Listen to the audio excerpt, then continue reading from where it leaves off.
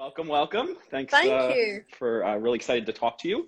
So Yeah, we've got people actively jumping on. So let me do a quick proper yeah. introduction. So hey everybody, my name is Mike McGee. I'm a director and actor in North Carolina, and I've been helping my friend out, Lauren, who runs RDU on Stage, who's been doing a ton of content during the pandemic to keep the theater community engaged, as we all in the theater community are trying to do. And so she's, because I go to London a lot for my day job, she asked me to take on some West End interviews, which I think you're my fifth now, Katie. Yeah, Oh, that's very cool. exciting. And so I'm super excited to introduce West End musical director of Six the Musical, also the creator of Sunday Sessions, which we'll talk all about, and the music supervisor, excuse me, for Six UK and Australia. Don't want to leave that out. Associate musical supervisor, but yeah. Oh, sorry, associate. Yeah. Katy Richardson. Welcome, Katie. Hi. How are So you? I am excellent. So I usually start these off with a few pandemic related questions just to kind of get that out of the way, and then we Oh get yeah. on to more fun stuff. So the number one question is, how are you and your family? Are you safe? Where are you locked down? How's it all going? I am locked down in my flat in North London. My flatmate was here until like last week, but he's now gone, so I'm on my own. Oh, My family's at home and they're safe. I had it like 6 or 7 weeks ago. I think I caught it in New York when I was there to see Six open on Broadway. And brought it home with me. But yeah, I'm fine now. Yeah, I had that on my list to talk to you about. So I was in New York that week also. Luckily, I don't think I caught it, although sometime I should probably go do an antibody test. But it was, I know for me, that's when the reality of the whole kind of situation really felt heavy to me. I mean, I had been Yeah. being careful and sanitizing and all that stuff, but the Wednesday night I had seen Six, actually, the night before opening night, and then all the sports leagues started shutting down, and I was like, what is going on? And then I was supposed to see Beetlejuice on Thursday, and it all shut down, and I just like ran to the airport and said, I got to get home. I'm going. So how was it for you being in New York that week? And I mean, the whole thing was super disappointing because I'd been the fact that we were even going to Broadway, and then the fact that I was able to go, and it's obviously quite expensive to come to New York, and so saving up for it, and I'd booked loads of theatre. I was supposed to be seeing Sleep No More and Mean Girls and Beetlejuice. But then I saw Moulin Rouge. On the Wednesday night, so I'm really glad that I got to see that because I had at the time of my life, it's my favorite movie, so I was is it? screaming, yeah. And then we were I literally had just gone to I hired a dress from Rent the Runway, and I just gone to their flagship to pick it up. And it was literally on the subway back to our hotel to get ready that we found out that all the Broadway had been shut down. And then I just got really scared, as did the girl I was traveling with. We were just like, I don't trust, Trump to not just ground all the flights. So we were like, oh, let's just see how much it will be to fly home tomorrow. And we got a flight for the following day for I think it was $90. Oh my gosh. One way to London, yeah. It's all the airlines had just slashed the prices because they were just trying to get people on the planes. Oh, okay. So yeah, it was supposed to be a week, and I was there for 3 nights. It was like a city break. So you only got to see Moulin Rouge. I know we were talking about Jagged Little Pill on Twitter, but all you got to see was Moulin Rouge. Yeah. Well, I mean, that's a good show. I also had the most incredible burger and fries. Where was this? Do you remember? It's called The Diner. Oh, okay. The diner in God, where was it? It'll come back to me. I can't think where it was. Five Napkin Burger's my favorite New York City burger place. Oh yeah, so, I'll remember that for next time. Yeah, for next time. What was the mood? I was so, I've been a Six fan I think I first saw it in October 2018. So I was super devastated for you all that night. I was like, why couldn't they just, it was like an hour before the whole thing was supposed to start. I was like, why couldn't they just let them open? What was the general mood? I mean, obviously it was disappointment, but how did everybody handle it, that night? Sorry, my cat is just yelling, if you can hear him. I did hear. Please just ignore him. I locked mine away, so. It was rough. There's no other way of putting it, really. Wow. A lot of tears. Everyone knew it was the right thing and was really happy that we weren't putting anyone in danger by bringing them into the theatre. But it was horrible. Yeah. It was good. We all managed to, the creative team both the US and the British team that were over were able to meet for drinks and dinner instead, which actually made so much difference because we could be together. But yeah, it was really horrible. Yeah, but I can imagine. I think it would have been worse if the show had opened and then Broadway had closed the next day, because the reviews would have come out to no one being able to see it. True. That's a good point. So I think it actually is better. Yeah, I hadn't thought about that. That's a good point. Yeah. So they get to kind of restart it and get a fresh start. And yeah, because else it would have been really bad for the show, I think. Oh, my cat just wants to. Oh, adorable. Feeling better? I heard he or she had a vet visit this so week. he's hurt. There's a cat in the neighborhood that looks almost identical to him and bullies him. Wow. And he was in the vet like 2 weeks ago because he had an abscess on his tail. Ooh. And then he had to go in again this week because I woke up on Thursday morning and he jumped off the bed and just started limping. Yeah. And I was like, so I mean, he's on a lot of painkillers and stuff, and he's not unhappy. Like, he's fine, but he's still limping. So I think he might have to go back. That sucks. Stinks. Excuse my language. Pets are. I have 2 hairless cats who don't go outside, and I left the porch door open and found them sunning themselves by the pond this afternoon. So luckily they didn't go very far. So I was in quite the panic. Yeah. Oh my God. Yeah. Exactly. Okay. So I ask everybody this question. So just backtrack for 1 second. So I saw 3 shows while I was there that week, and I was shocked at how nobody was coughing the entire show. Whenever I've been in any theater before, people cough incessantly, and it was like pin drop silent. But I was shocked at how packed they were. I mean, the news was already starting to get a little bit busy, and every theater I went to was packed. I'd say 6 maybe had a few empty seats, but I was way on the side, so they weren't great seats anyway. So, but yeah, it was. I assume Moulin Rouge was packed. No, actually, we were really surprised. Like, considering I bought tickets for Moulin Rouge in like December, and I got like the ones I could get, and it was almost sold out. There was like 8 rows in front of me where no one had turned up. Oh wow, okay. Yeah, so it was starting so we already. moved forward, but yeah, it was really noticeable. And then it turns out they had an outbreak of COVID in the cast of Moulin Rouge because they cancelled their matinee on the Thursday before Broadway shut down, and then like they've like the whole cast has had it. So we were like, oh, when we saw it, like half of them had it. Yeah, it's crazy.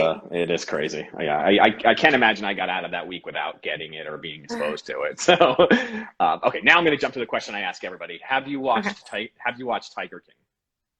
I watched like the first 2 episodes, and I haven't watched the rest. Okay, that's fair. Unusual, I think. Yeah.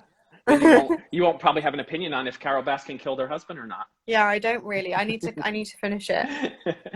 and then Vicky Manser and Jody did Carol Baskin auditions for the future musical while we were on here, unprompted. But I won't put you on the spot for that. But if you want to music direct it, I'm going to try to produce it. Great. A couple more quarantine questions. What's your go-to quarantine snack?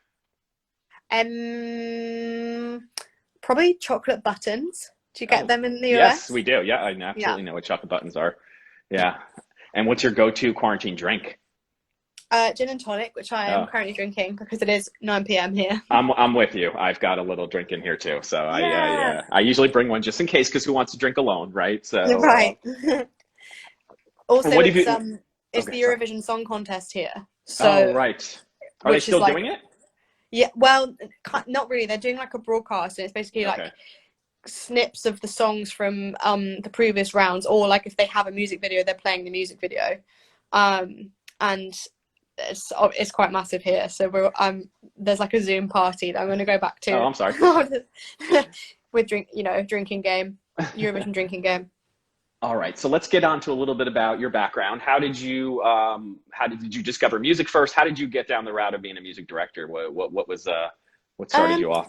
Well, I started piano when I was 5. Like, I was just put in piano lessons. And then, so I've played for a long time.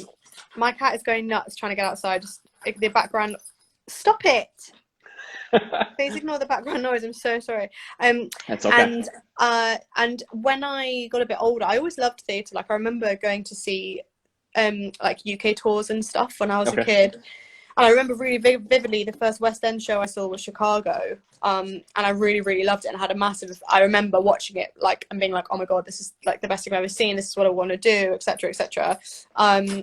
and that kind of really imprinted on me. I don't know if it's just with hindsight, but it did. And then so when I was in school, I did lots of choirs, lots of singing lessons, and then when I got a bit older, I started doing like a youth theatre at the weekends, and I actually wanted to be like a musical theatre performer on the stage, like a singer, actor, dancer, to start with. I just did classical piano for the whole time, but when I was like 17 or 18, in the rehearsal I was in, for some reason the pianist didn't turn up, and they were like, "Oh, Katie, you can play piano, like can you just play for this?" And I was like, "Yeah, okay, fine."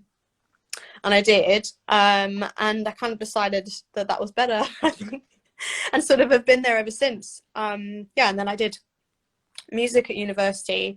I went to drama school afterwards to do a postgraduate like vocational course in musical direction for 1 year, and then sort of like launched into the freelance world, really. And the rest now, is history. now it's done.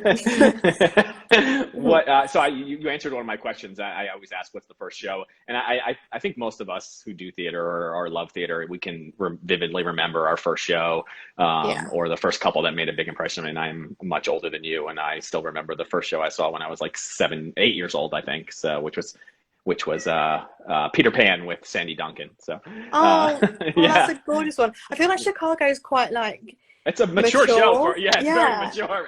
How old did you say you were? Like a teenager? I think I was 13 maybe when I saw that. My first musical I ever saw was the Happy Days tour. I didn't even know that was a show. Yeah, I don't know I think it might have just been like, I'm not sure of the budget and scale of it. Like I think my childhood brain thought it was the best thing ever, but I'm not really sure. I think I must have been 7 or 8 with that. And that was in Birmingham, which is near where I grew up, but the first West End show I saw was Chicago. It's funny you say that. There was a thread going on Facebook with some of my theater friends about saying how they don't want to go back to the theater that they first saw their first local show in, because they know it's not going to be as big and glamorous as they remember it when they went to see it. So, do you play any other instruments, or is piano your main? I can, but piano's kind of taken over my life, so I haven't. I don't remember the last time I touched one of my other ones. Like it's probably years. But I used to play all woodwind, so like clarinet, saxophone, bassoon, flute, at school. But since piano just like has this way of taking up all of your time, so I'm not sure. I reckon I can still remember, but I haven't tried in a long time. I'm sure you can. So what I'd say music directing is still a relatively male-dominant industry, from what I can tell when I see shows, unfortunately. So as a younger female music director, was there someone you looked up to? Was there something that drove you to be a music director in an industry that is mostly dudes sucking up all the jobs? This is the thing. I thought about this quite a lot, because I think that I think that's why Six is so important, because it's just representation. And like I've had a lot of like young girls come up to me after the show, or parents of young girls, and saying like, this is what my kid wants to do now after seeing you do it. But when I was younger, like I never saw anyone like me do it. I mean, I think part of that was I probably didn't really realize what a musical director was, because I wanted to be an actor. So I was like 18. But I was really lucky in that I come from a very matriarchal family, and also I went to like a really feminist girls' school. So I think like the combination of those things meant that I didn't really notice that there was a gender divide. I was just like, oh, that's what I want to do. There's no problem with that. But look, now having worked a bit, I'm like, oh, it really is a thing. But I think I just was blissfully ignorant of it when I was younger, which is kind of good, because I didn't get scared. It is good. It's funny because I had to think about, because when I used to stage manage a lot professionally, and now I direct and act, and although I direct mostly plays, but I do a musical, and I've only worked with, other than one, only female music director. So my view was all these kick-ass female music directors that I've worked with, but yet that's not the reality of the situation. So as I was thinking about this, I was thinking about you as a relatively young female music director coming up. There's not a lot of names to look up to. No, I didn't know any when I first started. Yeah. Now, did you play in a bunch of pits before you became a music director, or? I did a lot when I was younger. But I think because like my skill set is a lot about like listening to singers and working with singers and that sort of thing. Like And I'd say I can play piano, but I would say it's secondary to that side of things. Oh, okay. So I think that's why I just was always gunning for music director. I've done a few jobs as assistant music director, but I've never professionally done like keys 2 or keys 3 that doesn't also have a musical direction like responsibility attached to it. Okay. What was your first job out of school? What was the first show you music directed? I did an actor-musician version of Dracula at Latitude Festival, which is a music festival here, but it also has like a big comedy, theatre and literature area of it. Yeah, it was that. And how'd you get us? Oh, go ahead, sorry. That's all right. I was going to say I was thrilled because I got a free ticket to the festival. So it was great. Have most of the shows you music directed, have you played most of those shows, or have you? Professionally, all of them, yeah. I'm yet to do a professional stick job. I would love to, but not yet. There's just not many shows around that are on stick now. It's kind of rare. Yeah. But here's hoping one day. And then, how did you get involved with Six? How did that get into your life, and when? So I got involved with Six in May or June 2018. So it was the start of the 2018 UK tour, which everyone thinks of as like the Edinburgh Fringe version, but it was officially the first tour. And it's the most surreal thing. I got an email out of the blue from Joe Bayton, the musical supervisor, just saying, "Hi, we're looking for a musical director. You've been recommended. Are you free for a telephone interview?" Had a telephone interview, and then they were like, "Okay, cool, can you come meet the team?" And it was the following day, and I said, "I'm really sorry, I can't come tomorrow because I'm going to see Beyonce at Wembley." And I think basically Toby was just like, "She's the one," because of that. So yeah. Okay, so you've been with the show from that early stage. Yeah, almost 2 years. Yeah. Okay. And how? So how much was the show already cast at that point? Was it the original? Yeah, I did. I wasn't involved in casting the original London cast. They were already cast by the time I got there. I think I've cast every cast ever since, except for Broadway. Okay. Amazing. And so what was it like? When did you first realize the show was something special? I remember quite vividly having this moment where so before I sort of said yes, they sent me through the score and the script and the archive recording from the workshop, and I remember being sat in my garden actually just reading it along while I was listening to it, and just like getting to these lyrics that were just so funny and so clever and being like, this is really good. And so there was that moment, and then I had quite a lot of availability that didn't work with it and stuff, and I was a bit worried. So I called my agent. I was like, I think this show's really, really good. I really want to be involved, but there's all these clashes. And the producers here in the UK were really, really gracious and allowed me to work around my availability, which was amazing. And then I remember being in rehearsals and watching Carrie Ann's choreography come to life and stuff, and being like, this is different, isn't it? And then it also sort of came together all really, really slowly, like little bit by little bit, and everyone was working so hard that none of us kind of noticed that the product was finished, because we were all just like desperately trying to finish it. Like, you never have enough time. Like you never feel ready for something like that. Like, you're always trying to rehearse stuff at the last minute. And then it was like the first show at the Edinburgh Fringe, because we'd done the out of town tryouts in Norwich and Cambridge, and the reception was fine, but it was just like an out of town tryout. Like, it's never amazing. And then when we went to Edinburgh Fringe, I remember finishing the first show. They get to the end of Six, hit the button, and the now famous Six pose with the arms, and the audience just went mental, like all stood on their feet screaming whatever. And I just remember really vividly, like, me, the girls in the band and the girls in the cast all looking at each other literally like, what? And I've heard the cast girls talk about that in interviews as well, of that specific moment where we were all just like, maybe this is really good. It was so weird. It's like we'd all been working so hard, none of us had like stepped outside to look at the product. So yeah, I guess it was that moment, and then the whole of Edinburgh Fringe sold out. Yeah. I remember when oh, sorry.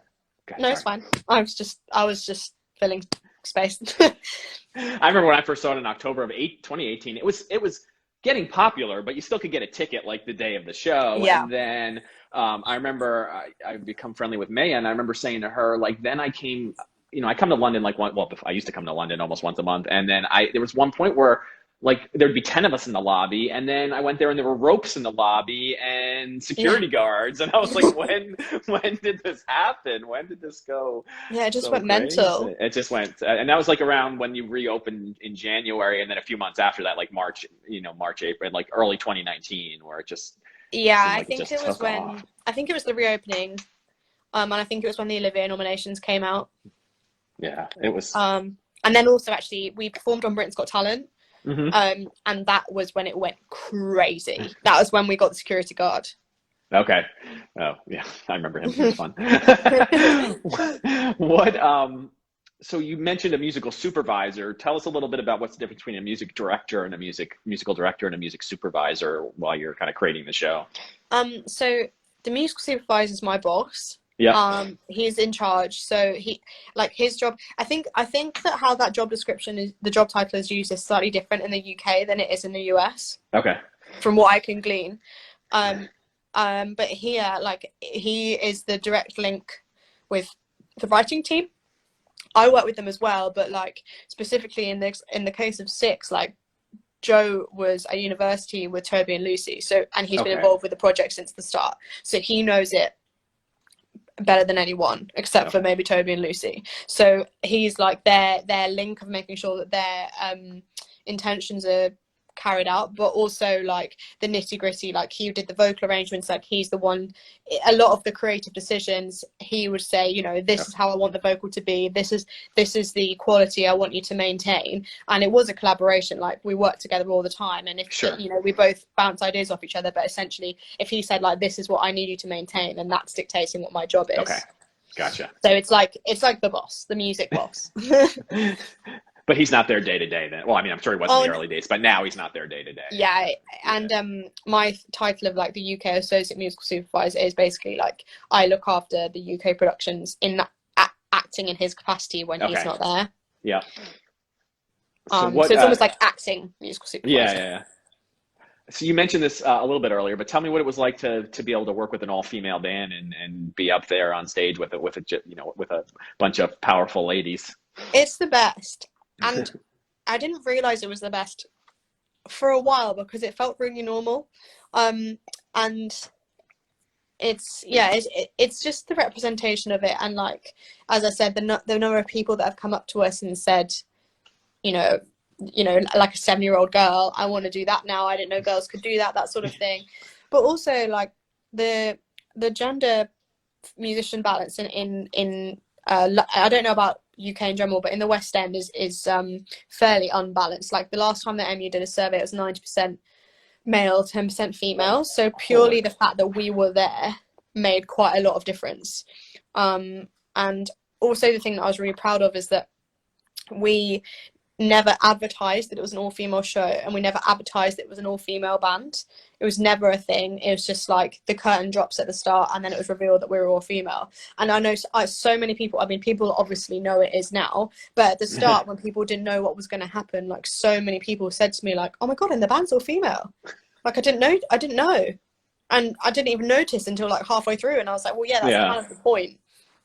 So that was cool.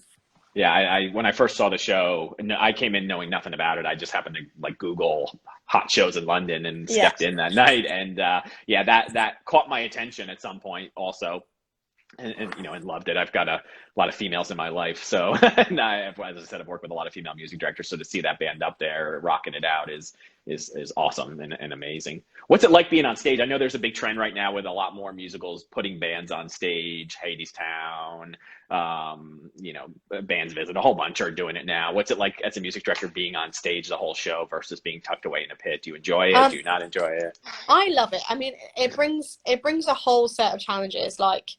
Purely with Six, the fact that you have to get in costume, and I've got a full face of makeup to put on, and the red lip, which we've all got really quick at now, but is annoying.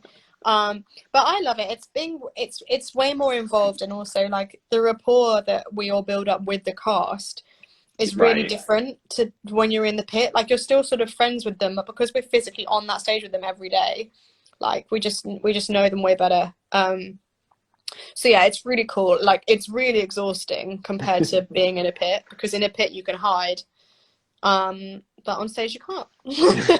But it's kind of given me like a new understanding for how hard the cast job is. So Yeah. that's cool, and that makes me do my job better, I think. Yeah, that's amazing. Yeah, I was thinking about that today too. You know, of all my music friends who are, you know, wearing their grubby clothes into the pit, you know, and you Yeah. guys have to be out there all presentable and all Yeah, made up. like I used to on shows when I was in the pit, I would like not have a scrap of makeup on, like wouldn't have brushed my hair, like, and you just walk in. Whereas when I was assistant, like I'd literally walk in and sit down at 7:25 for a 7:30 curtain, and now it's like completely different story. Well, I mean, you are. I mean, the girls interact with you a lot. The ladies interact with you a lot. You are characters in the show, although you don't Yeah, maybe have lines. You are. I've seen plenty of acting from you all up yeah, there on stage. yeah. It's really Um, fun. what queen would you play if you could play a queen? Now you see, like I really think that I'm a Catherine Parr, but Toby is adamant that I'm an Aragon. Hmm. So I'm gonna say Paragon. Perfect. Yeah, Perfect. I would want to be Catherine Parr. From would you? That would be your why. I just love her song. I think she's a lovely character. She has the message of the show, but I just love that song. Is it a hard show to play? In parts it is. The piano part itself isn't the most technically demanding in most of it, but there are some corners that are tricky. However, there are a lot of patch changes. Like a lot.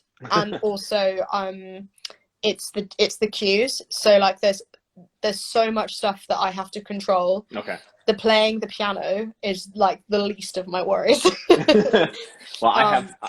Yeah. Okay, sorry. No, it's fine. Sorry, there's a delay. I don't mean to be cutting you off. I super apologize. Oh, it's fine. I was just gonna say I have some geeky music director questions coming up that my friend supplied me. So we'll ask some of those questions pretty soon, and I'll tell a backstory by that in a second.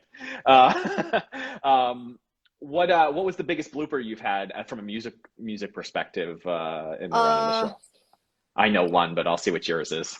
We've had a lot of stuff that's like tech going wrong, like click track firing on its own, or misfire. That's another fun one where it just doesn't go and you're like, cool. I have done most of the show wrong at some point, I would say. I think I played 500 shows, so like I've done a lot. I'm trying to think of like there's literally been so many. One time I literally like got to Heart of Stone, and this was like a month before the lockdown, so maybe show 470 for me. I got to the chorus of Heart of Stone. Luckily it's when the band come in, so the piano's not very audible, and I literally was like looking at my hands like, if you said, Katie, I'll pay you £1,000 to tell me what the notes are for Heart of Stone right now, I could not have told you. But literally was looking at my hands like, I don't know what it is. I don't know what it is. For 4 bars, and then it just came back in my brain, and I was like, oh, yep. I know where we are.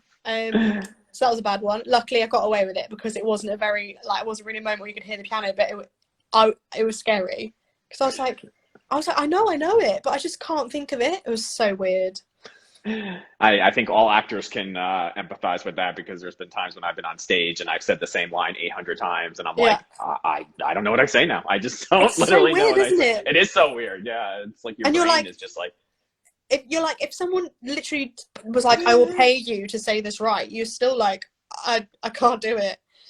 Yeah, very funny. We have a question from we have a couple questions. Okay, do you mind taking a couple questions from some sure. folks? Let's see. Do you have any advice for reading sheet music? Is the first one. Yes, and once you've learned the basics of it and you think you can do it slowly, that's the starting point, and that's a great point. To get to that point is you have to learn the music theory, and it's one of those really annoying things where there is no shortcut. You just got to do the lessons. And remember that it's all just a pattern. That's all it is. Once you've worked out the pattern, that's all it is. However, once you've got the stage where you can read the notes slowly, but you want to be able to build it up so you can read it fluently, like sight reading, there's one answer to that which is really annoying, and that is just to do it every day. do it for 15 minutes every day, and then all of a sudden it will just click. You'll have a light bulb moment and you'll be like, oh yeah, I get it. Awesome. Thank you so much. Yeah, my friend, we're going to talk about Joe, my friend Joe in a second, but she's been teaching some music theory classes, beginners for those of us locked up, and it's been really helpful. And she's been, drilling that into our heads. How there's no easy way. You just got to memorize whatever it's so system annoying. you're going to use. It's like learning a language. It's like, really sorry, there's not a shortcut. You've just got to practice. What's your, it's hard. What's your favorite song in the show? Your personal favorite song in the show? I love Ex-Wives, but it's I Don't Need Your Love for sure. And if I had to pick a section, like in the score, it's 2 sections, and the second half where all the queens come in is called the remix, and that's my favorite. That's my favorite bit. Awesome. I'm going to take a couple more questions because we have them. How do you get into musical theater bands? It's a hard question to answer because there's a lot of different ways. I would say usually at your school, whether that's like high school or university, there'll be like a society or a club where you can play for them. That's a really good way to get into them because you are literally doing the same job as a professional is doing. It's just you're not being paid for it. It's extracurricular. So that's a really good way to learn the skill set. And also you'll get to know people that are doing similar things. And then after that, it's just kind of getting to know the right people. I would say cold emailing really helped me when I was starting out my career, like a lot, way more than I thought it would. So don't be afraid to cold email, like ask someone to buy them a cup of coffee for advice, things like that. But yeah, I also think don't be afraid of like amateur, semi-professional work when you're first starting out, because you're doing the same job. It's literally the same.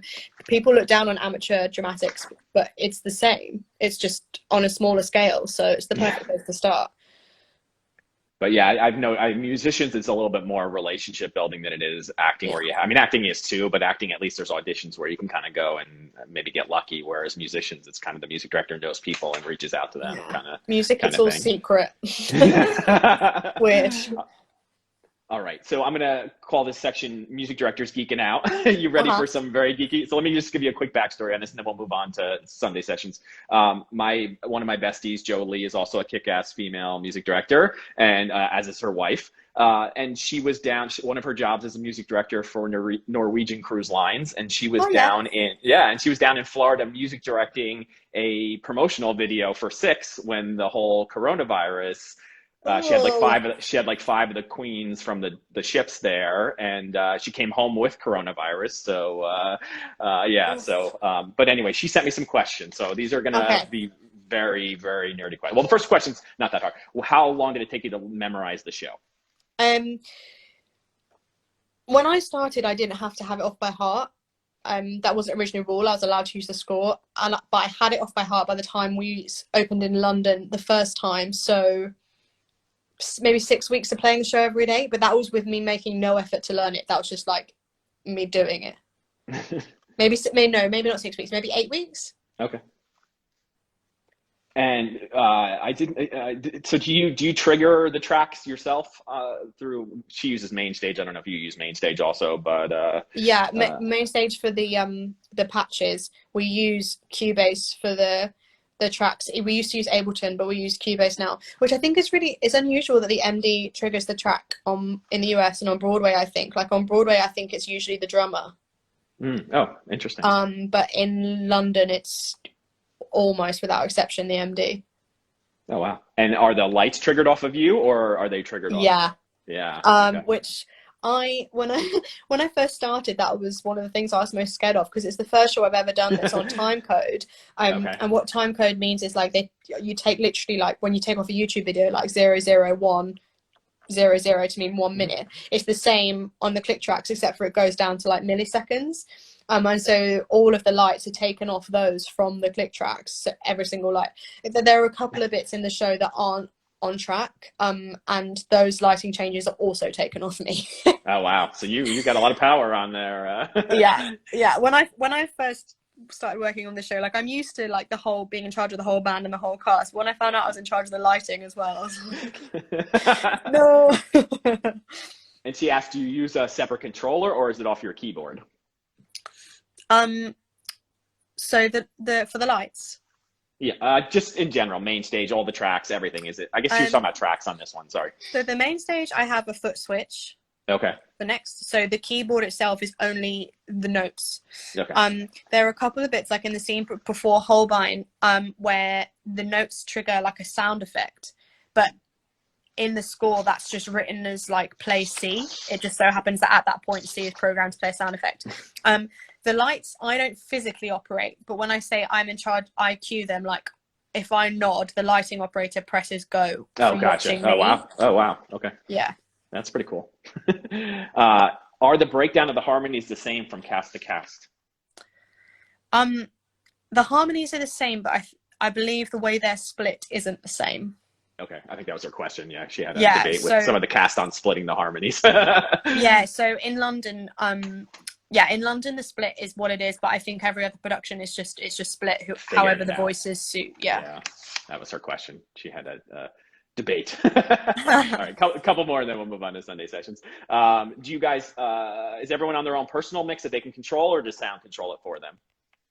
So the whole band are on their own personal mix that we can control throughout the show, and I constantly change it.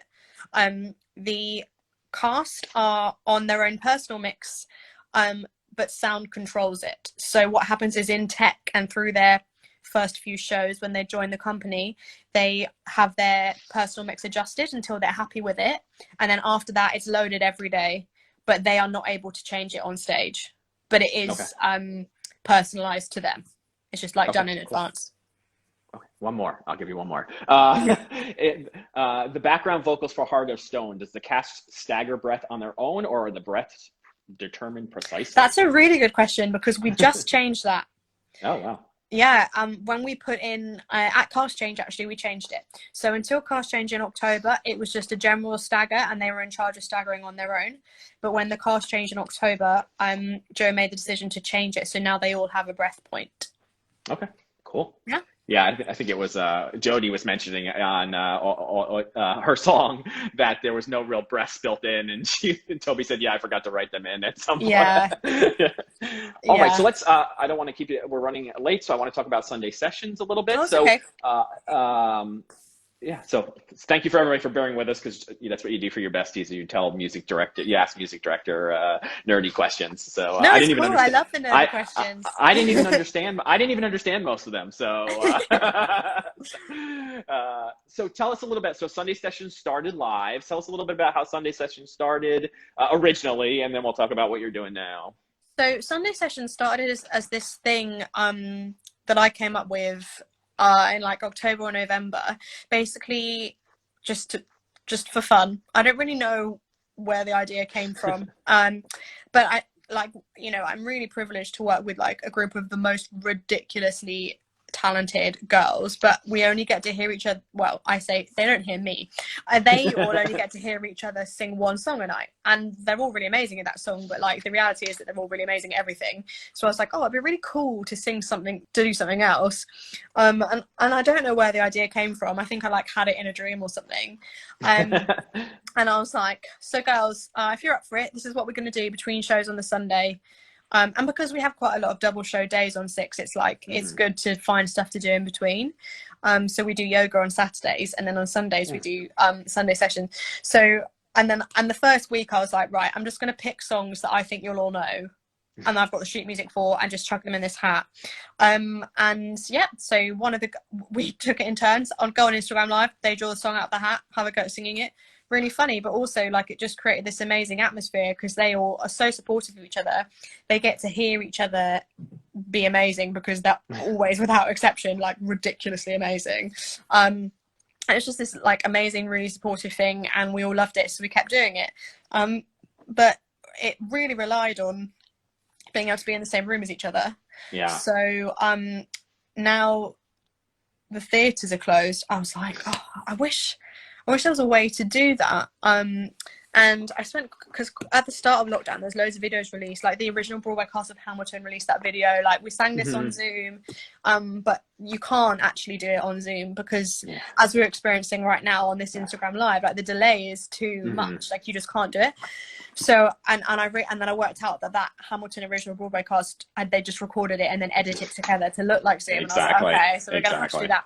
And then obviously at the moment, like a lot of us that work in the theatre are finding ourselves out of work, and in a lot of cases without income.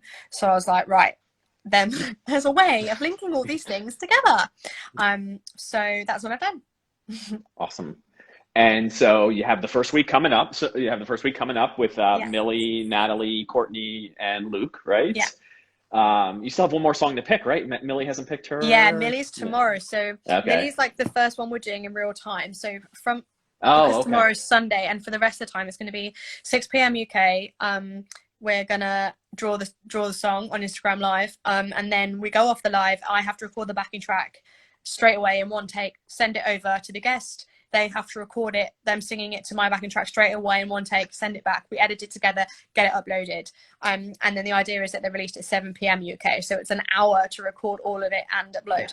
The thing we found is, since everyone's working from home, internet speeds, particularly in London, are very slow. So I don't know if we'll make bang on 7, but we will upload them straight away, and it'll just be upload dependent. So yeah, Millie is the first tester in real time, because I'm actually drawing her song at 6 and then going to upload it for 7. But because of the launch week having 4, yeah, I did Courtney on Thursday, Luke on Friday, Natalie today.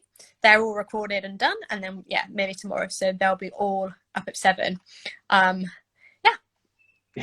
Yeah, to your point of the live stuff, my friends and I have been joking that this is the time for sound engineers and video editors to shine, because most of that stuff is everything you see that looks zoomed and live and all that stuff. Most of it is pre-recorded and zoomed together later, because there's just no way. I did a little virtual concert with Maya, and that was my biggest fear, was that on Zoom, and that was my biggest fear. Now she had her own track with her and all that stuff, so it ended up working out really well. There are some things that you can do to tweak it, but overall, it's not the best platforms for doing live stuff. Yeah, someone needs to invent it. They'll make thousands. I know a lot of the one probably good thing that's going to come out of this is there's going to be an influx of technology and things like that to support maybe some of this stuff continuing, like virtual teaching and virtual things. Oh yeah, for sure. So it's right now it's £5 until tomorrow, right? Is that right? £5 to join, £5 a month, and tell us a little bit about how we signed up. And so the intro offer is £5 until tomorrow at 7 p.m, which is when the videos come out. And then if you join up in that time, it's £5 per month for as long as you want to be a member. You can cancel any time, but your offer won't go after tomorrow, if you see what I mean. And yeah, if you go to sundaysessions.live, that's where you can sign up. It kind of doesn't look like a website, but it is. And yeah. That link will take you to the website for Sunday Sessions, which will then, when you decide you want to pledge, will then redirect you to a Patreon, which is the platform that we're doing the subscriptions through. And then the videos will be posted to Patreon. And then you also will be sent a link to join the Sunday Sessions community, which is a Facebook group that's only for Sunday Sessions members, where you can all chat to each other. But also from next week, you're going to be able to influence the songs that are added to the shortlist. Awesome. I am a member, so I saw that you were. I'm looking forward to, yeah, absolutely. I'm super excited to number one, support the arts, and then number two, to see all this stuff. So yeah, you're gonna have one person a week. Any hints of who may be coming down the road? A little sneak peek of well, there's some familiar faces. There's some people that maybe were a founding member of the original Sunday Sessions, but are no longer in Six the Musical. Wonder who that could be. Yeah, and also some like really exciting people that are nothing to do with Six, just because I was trying to get West End stars, want to open it out for everyone.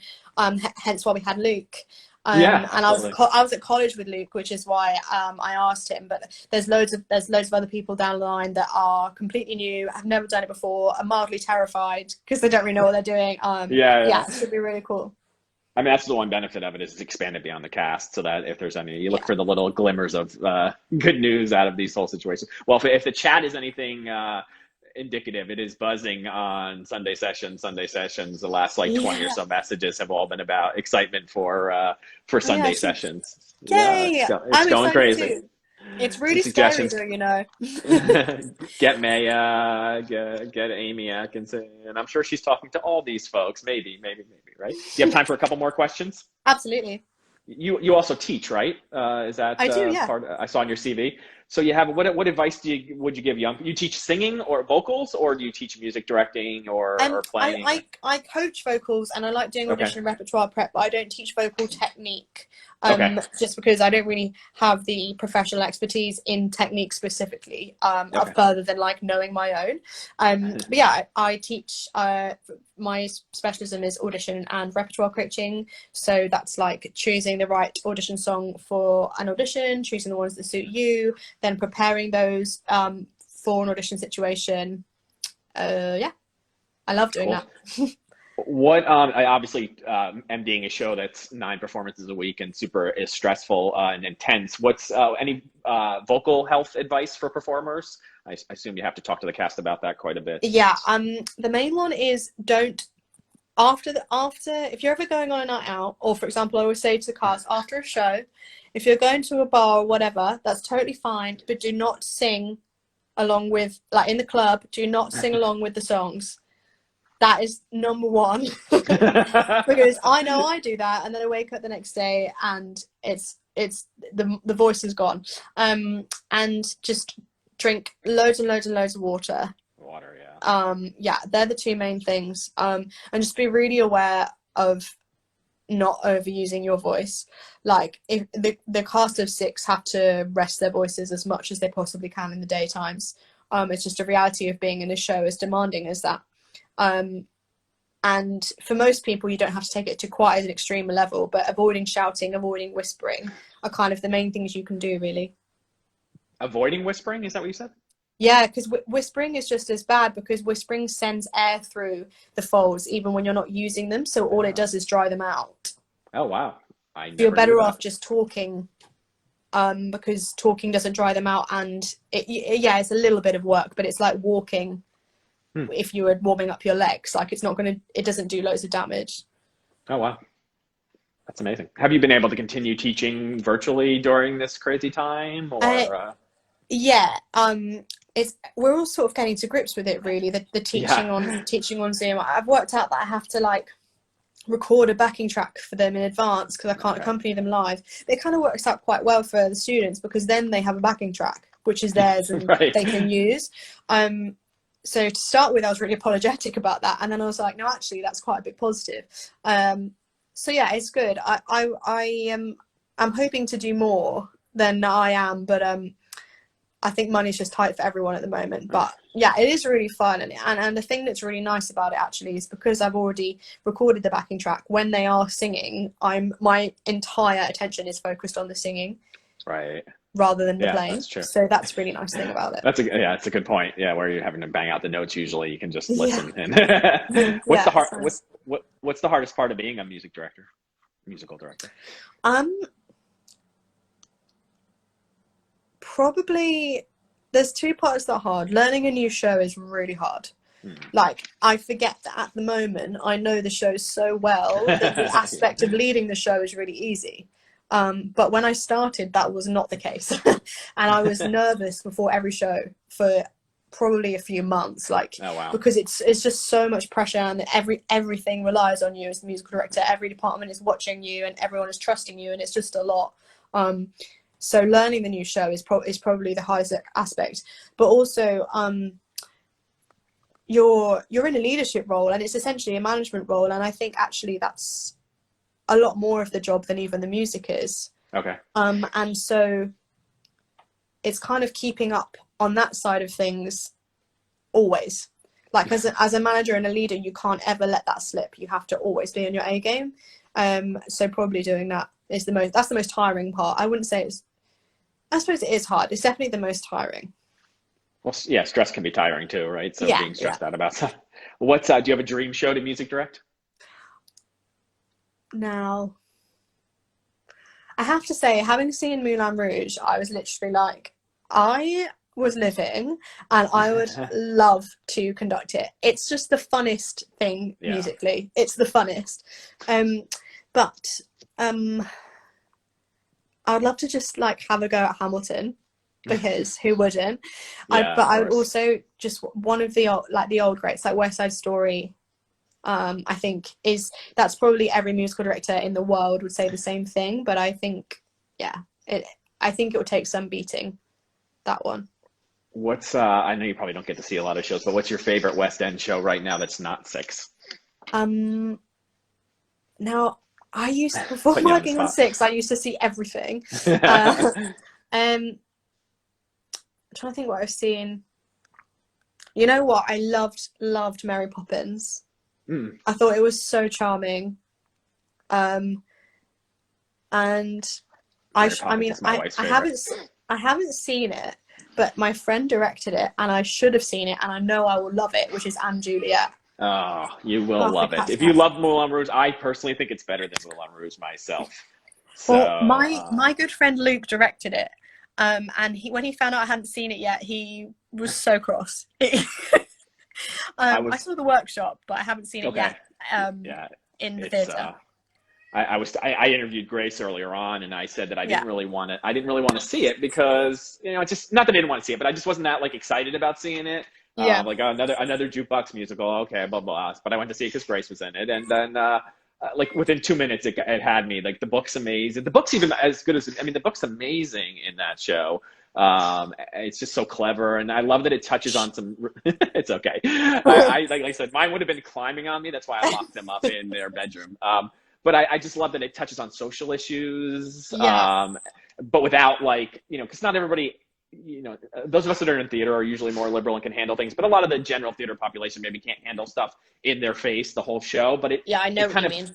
Yeah, I'm trying to be polite. But it kind of subtly like touches on some serious challenges for people in the world, and just the representation of all body types and colors and all that stuff is just you'll love it. And I think you'll love Jagged Little Pill too. Jagged Little Pill's amazing. I also had tickets for that. Yeah, you said that. Yeah. My friend's in it. She's in the ensemble and plays a few roles in it, and I've seen it like 3 times, and it's just. I like I said, the Lauren Patton You Ought to Know is like one of the most amazing theater moments I've ever experienced. The British casting team for Six saw it the night I saw Moulin Rouge. Okay. And then we saw each other at the drinks that wasn't the press night party the next day, and they were just like, Katy, you have to see it. Like, they wouldn't shut up about it. And I've spent so much time with them. Like, we know exactly what each other like just from casting people. Sure, yeah. And they were like, they just said like it's the best thing. And her performance, they were like, she had a standing ovation at the end of the song, and they were just like, I couldn't stop. I had to like sit in the theater for like 15 minutes after the show finished, and I need to see that. I really hope either I'm back in New York so I can see it, or it comes here. Yeah, another show which touches on a lot of social issues, like even more than Anne Juliet. But you know, again, well, no, that show's not as subtle, but it's stuff that needs to be said. So sometimes you don't have to be subtle with things that need to be said. But yeah, Lauren Patton's moment in that show. My wife, who's not a huge theater person, believe it or not, was leapt to her feet before I could even she was on her feet in like 2 seconds after Lauren Patton finished singing. Amazing. Okay, so we're getting towards the end. I usually finish with a this or that. You up for a this or a that? Okay, no substitutions, and you have to pick one. Oh right, God, I'm really indecisive. Yeah. Okay. Vicky got halfway through and said, I just answered things I would never answer that way. I don't know what I'm doing. All right, here we go. Chocolate or vanilla? Chocolate or vanilla? Chocolate.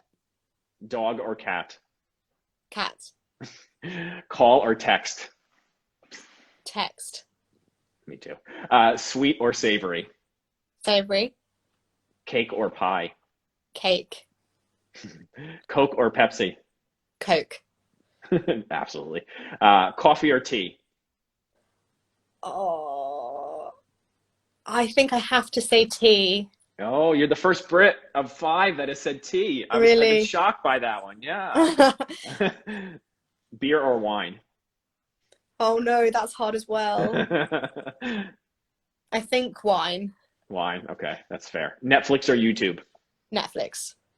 Lake or ocean? Ocean. I miss the ocean. I miss everything right now, to be honest. Are you binging anything on Netflix right now? I'm watching actually Modern Family again. Oh, awesome. That's a great Yeah, I've seen it before, but I'm watching it again because it just got added. What did I binge? Binged Hollywood. Hollywood was amazing. You know, it's based on a true story. Is it? I was just like, oh, wouldn't that be lovely if that was real? So a lot of the story about the movie and all that stuff wasn't real. Well, there was a movie, but the gas station, the service station, that was all true. There really Oh, was a service really? station that acted as a front for prostitution. Yes. Wow. Yeah. So, And and I mean, Rock a lot of those Hudson people, was a real person as well, right?